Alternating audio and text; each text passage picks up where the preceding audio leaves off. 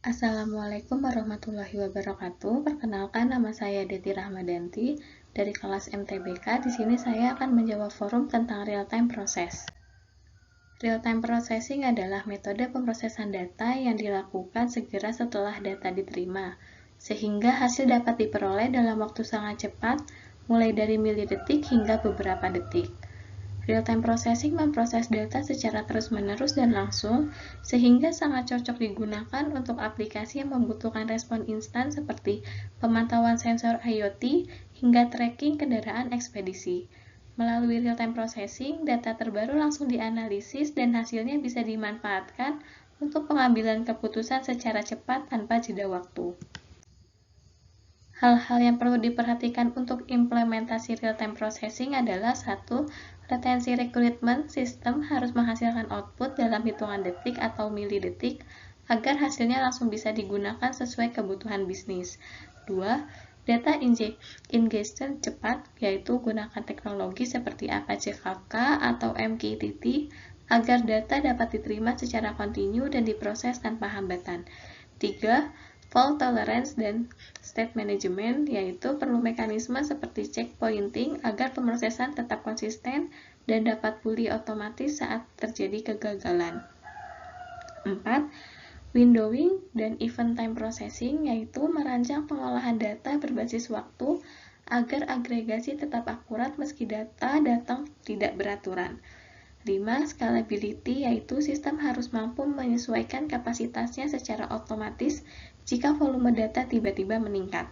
Dan 6. Monitoring dan alerting, yaitu memasang sistem pemantauan real-time untuk mendeteksi error dan memastikan performa pipeline sesuai standar layanan.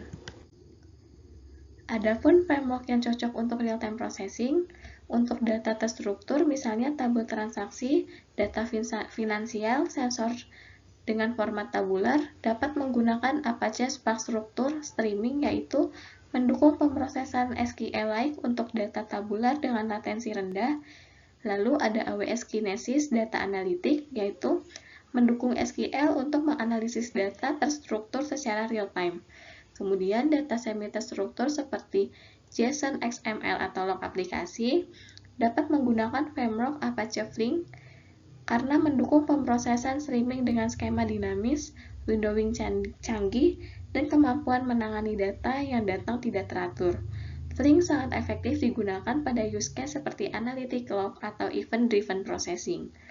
Lalu untuk data terstruktur seperti chat, foto, atau rekaman suara, dapat menggunakan gabungan Flink atau Kafka Streams dengan TensorFlow Serving, memungkinkan data langsung diproses ke model AI.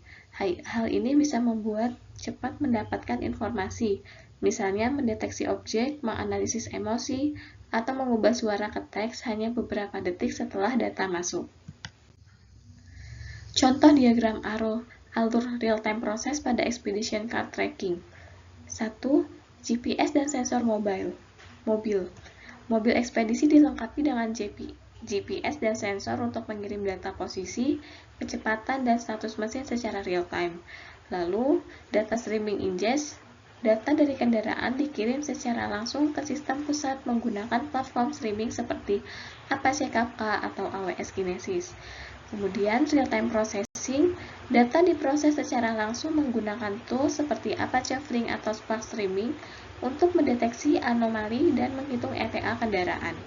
Kemudian terakhir, live dashboard dan alerts, hasil pemrosesan ditampilkan dalam dashboard berbasis peta, dan sistem akan mengirim peringatan jika ditemukan penyimpangan atau masalah.